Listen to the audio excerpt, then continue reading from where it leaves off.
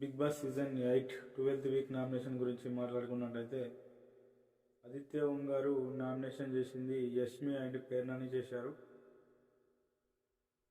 First nomination వచ్చేసి ఆదిత్య ఓంది యష్మితో చేశాడు. కర్మ ఈజ్ బ్యాక్ అన్నాడు. పాయింట్ టు పాయింట్ మాట్లాడదాం. నేను లైవ్ చూసి చెప్తున్నాను గైస్.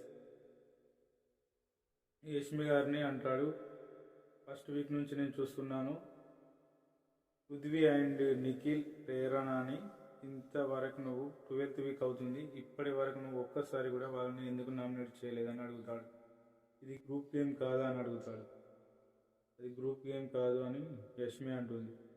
వాళ్ళ మీద వీడియో ఫెయిల్ అయింది గైస్, నేను ఆడియోతో చేస్తున్నా.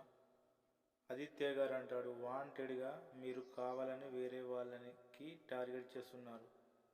వాళ్ళు పెద్ద పెద్ద తప్పులు చేసినా కూడా వాళ్ళకి బయాస్డ్గా ఉండడం అది మీ ఇష్టం. అందరినీ న్యూట్రల్గా చూసుకోవాలి కదా యష్మి అంటుంది. వాళ్ళు మీద నాకు గట్టి పాయింట్ ఎప్పుడు దొరకలేదు, అందుకే నేను వాళ్ళని చేయలేదంట. 12 వీక్స్ అవుతున్నాయి, ఒక్క పాయింట్ కూడా వాళ్ళ మీద దొరకలేదా అని ఆదిత్య గారు అంటారు. నువ్వు వాళ్ళతో చేసిన గొడవలు నాకు ఫేక్ అనిపిస్తున్నాయి. గేమ్స్లో ఒక గొడవ అయింది, నేను నిన్న మొన్న చూశాను. ప్రేరణకి నీకు గొడవ అయింది ఆ వాటర్ గేమ్లో. యష్మి అంటుంది, ఆ గొడవ నీకు ఫేక్ అనిపించిందా?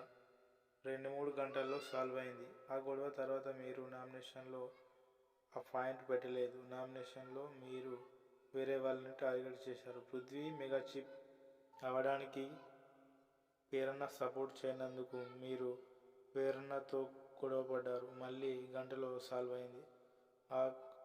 అక్కడ కూడా ఇలానే చేశారు. చూస్తే అంతా ఫేకే కదా గైస్. యష్మికి ప్రేరణకి ఆదిత్య గారు అయితే స్ట్రాంగ్ వార్నింగ్ అయితే ఇచ్చారు. వీడియో నచ్చితే లైక్ అండ్ షేర్ చేయండి.